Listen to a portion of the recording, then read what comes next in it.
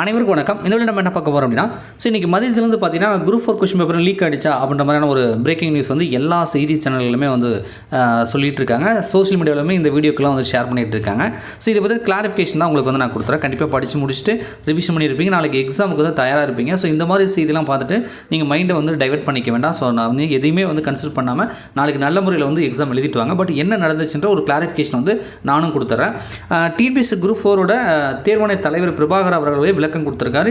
Question பேப்பர்லாம் எதுவும் league ஆகலை, நீங்கள் எதுவும் வந்து ஒரி பண்ணிக்க வேண்டாம், நான் மதுரை மாவட்ட ஆட்சியர்கிட்ட வந்து விளக்கம் கேட்டிருக்கிறேன் அப்படின்னு சொல்லியிருக்காங்க. ரைட்டா, சரி, என்ன இஷ்யூ அப்படின்னு பார்த்தீங்கன்னா ஷார்ட்டாக சொல்லிடுறேன்.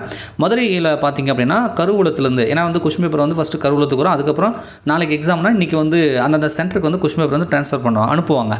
அந்த மாதிரி வந்து இன்றைக்கி வந்து அனுப்பியிருக்காங்க. பட் இதுக்கு முன்னாக பார்த்தீங்கன்னா ஒரு வேனில் போலீஸ் துணையோட வந்து அந்த டோர்லாம் லாக் பண்ணுற மாதிரி வேன் இருக்கும் இல்லையா, அதில் வந்து அந்த பூட்டு போட்டு அதுக்கு வந்து சீல் வச்சு அனுப்புவாங்க. இதான் வந்து முறை. இதுக்கு முன்னாடிலாம் பல இடத்துல அப்படி தான் பண்ணியிருப்பாங்க. பட் பர்டிகுலராக அந்த மதுரையில் என்ன பண்ணியிருக்காங்கன்னா ஒரு ப்ரைவேட் பஸ்ஸை ரைட்டா வாடகைக்கு எடுத்து அதில் அந்த கொஸ்டின் பேப்பரை அனுப்பி அந்த டோருங்களுக்கெல்லாம் சீல் வைக்கிறதுக்கு பதிலாக A4 சீட்டை ஒட்டி அதில் ஏன்னா லாக்லாம் இருக்காது இல்லையா, அதனால் A4 சீட்டை ஒட்டி இதை கொஸ்டின் வந்து அனுப்பியிருக்காங்க.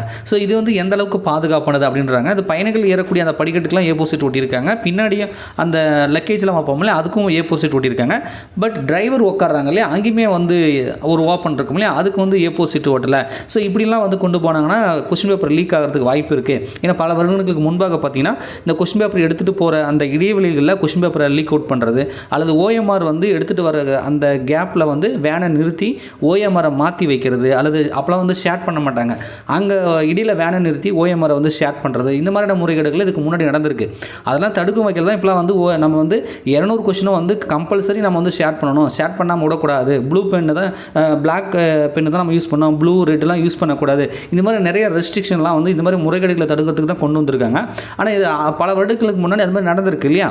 அதனால் இது மாதிரி பாதுகாப்பற்ற முறையில் ஒரு A4 சீட்டை நீங்கள் ஒட்டி வந்து கொண்டு போகிறீங்க அப்படின்னா இது வந்து எந்த அளவுக்கு பாதுகாப்பானதாக இருக்கும்னு சொல்லி தான் கொஷின் மார்க் கேட்டு செய்தி சேனல்களில் வந்து செய்தி போட்டிருக்காங்க. பட் ஆனால் கொஷின் வந்து லீக் ஆகிடுச்சு, கொஷின் பேப்பர் அவுட் பண்ணிட்டாங்க, அந்த மாதிரி ஒரு செய்தி கிடையாது.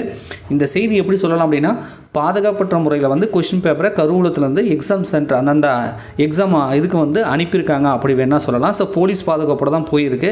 அதனால் யாரும் வந்து ஒரி பண்ணிக்க வேண்டாம், கொஷின் பேப்பர் எதுவும் அவுட் ஆகலை. ரைட்டா, நமக்கு வந்து எக்ஸாம் ஆளுக்கு வரும்போது கொஷின் வந்து ஒரு பண்டில் எடுத்துகிட்டு வருவாங்க. அதை நம்ம கண்ணு முன்னாடி தான் வந்து பிரிப்பாங்க. 2 பேர்கிட்ட நம்ம ஆளில் வந்து கையெழுத்து வாங்கிட்டு தான் பிரிப்பாங்க. அந்த மாதிரி வந்து பிரிக்கிறாங்களா இல்லை எடுத்துகிட்டு வரும்போது பிரிச்சிருக்குதான்னு மட்டும் நீங்கள் வந்து பார்த்துக்கோங்க. ரைட்டா, மேக்ஸிமம் வந்து 100% வந்து கொஷின் பேப்பர் வந்து லீக் ஆகிறதுக்கான வாய்ப்புகள் இல்லை. பாதுகாப்பற்ற முறையில் வந்து கொண்டு போயிருக்காங்க அப்படின்றத மட்டும் நீங்கள் தெரிஞ்சுக்கோங்க. ஓகேங்களா.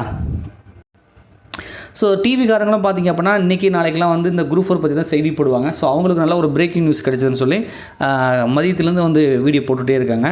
பரவாயில்ல, ஓகே, நீங்கள் நல்லா எக்ஸாம் எழுதுங்க, இதை பற்றி ஒரி பண்ணிக்க வேண்டாம், கொஸ்டின் பேப்பர் எதுவும் லீக் ஆகலையா. நன்றி, வணக்கம்.